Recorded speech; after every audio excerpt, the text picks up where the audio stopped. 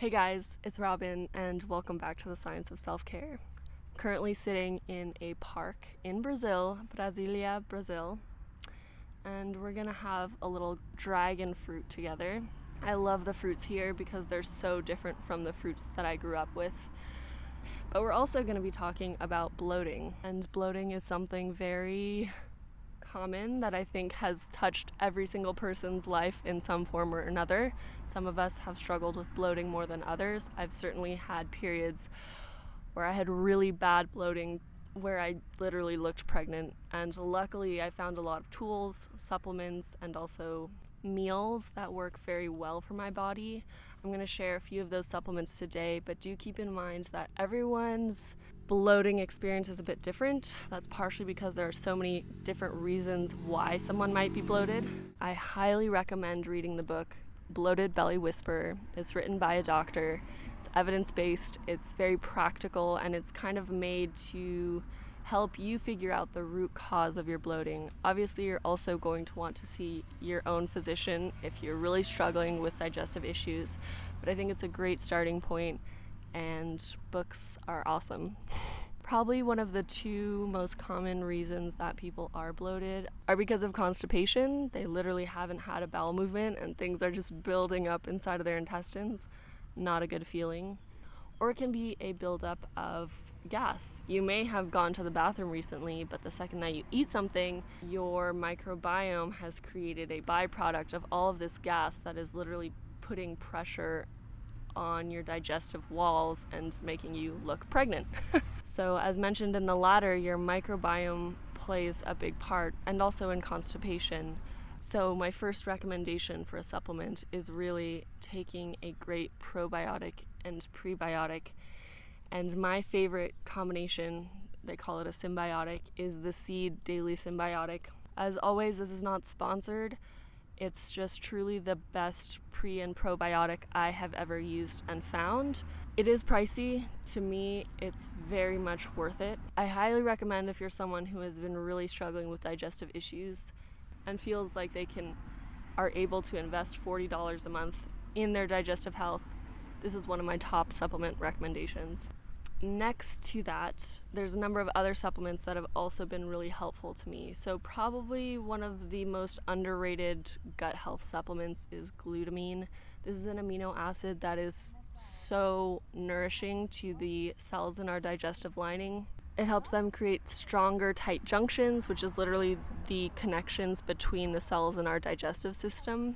When these connections are loose, that's when you start to get a leakage of material into your bloodstream, and you can get really bad leaky gut syndrome. So that's not what we want. We want strong connections between the cells in our gut. So glutamine is just a great supplement for overall digestive health. Another supplement that you might consider taking is caprylic acid. This is an 8-carbon medium-chain triglyceride, so sometimes on packaging you'll see C8. But this is amazing if you're someone who has an imbalance of yeast in your gut, and that has been the case for me. Some symptoms of that have been for me after eating certain foods, especially a carb-heavy meal, feeling very foggy in my brain and a little bit disoriented. It sounds weird, but if you've experienced it, you'll know what I'm talking about. Taking this after a meal has been amazing for that. So if you are someone who struggles with not only bloating after a meal, but also brain fog, this is a great supplement to try. Next, I would also recommend experimenting with digestive enzymes. Digestive enzymes are literally a collection of enzymes that help you break down different proteins and sugars, and so if you have certain foods that make you feel bloated, like dairy or beans, digestive enzymes may be able to help you better digest those foods. I have personally not found one that I'm super crazy about, but again, this is such a personal relationship because all of our microbiomes are different and our genetic makeup is different, and genes can literally determine whether we make more or less of a certain enzyme or whether we don't make a certain enzyme at all. People who have lactose intolerance may literally just not make lactase, the enzyme that breaks down lactose. So digestive enzymes can be like a little extra boost of the enzymes that may not be naturally abundant in your body. It's windy. If you think that your bloating is really an issue of constipation, I would consider taking magnesium. Magnesium is a great natural laxative. It's also a mineral that we all need in our bodies. So, you know, it's not like you're putting some crazy thing in your body, but just experiment with different magnesium supplements in different amounts. It might help you relieve some of your constipation. Next to supplements, I think it's also really important to find meals that make you feel good, so that if you have a bout of bloating that is just really frustrating, but you're still starting to become hungry because your body needs food, that you have an arsenal of meals that you know you can go to that will not irritate your stomach, make you feel bloated, but will still offer you calories. A basic meal that will make most people feel pretty good and not feel too bloated is rice, steamed vegetables, and a form of protein that's easy to digest.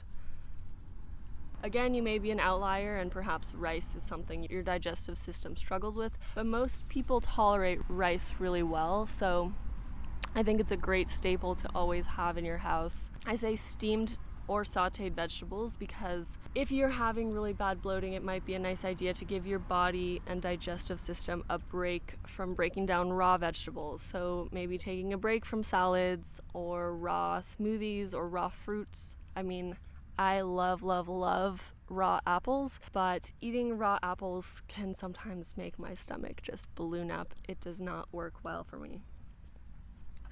So make sure your vegetables and even fruits are cooked and pre-digested in some way. In terms of protein, if you're an omnivore, meat is actually pretty easy for your body to digest. So having a little bit of chicken with your rice and vegetables is great, and most people will feel really wonderful after that meal. If you're vegan or vegetarian, I would probably recommend to take a break from beans and soy that may be a little bit more taxing for your digestive system, and instead focus on including seeds like pumpkin seeds, flax seeds, and hemp seeds, and maybe some nuts that aren't too irritating or difficult for you. I think cashews are pretty well digested by most people, macadamia nuts, Brazil nuts.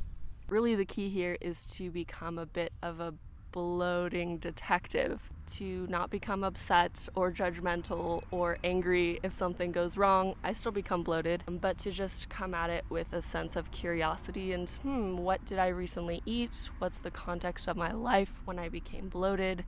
Am I extremely stressed? Did I eat a whole head of cabbage and 3 apples, which I've definitely done before. Now let's try this dragon fruit. Look at that beautiful dragon fruit. The fruits in Brazil are my favorite thing. Speaking of bloating, papaya is a great fruit with a lot of digestive enzymes that are in the actual papaya flesh. So I've been eating a lot of papaya. I hope this video was helpful. I hope that if you're struggling with bloating, you know that there is a light at the end of this tunnel. It may just take a little bit of time and experimentation, but as someone who used to struggle with bloating really badly, you can figure out what works for your body. It's so yummy. Dragon fruit really tastes like a mild kiwi.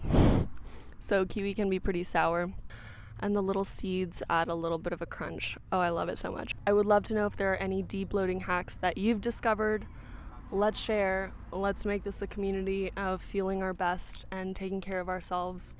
You can follow similar content on Instagram at science.of.selfcare, and I look forward to seeing you next time. Bye guys! I'm gonna finish my dragon fruit now.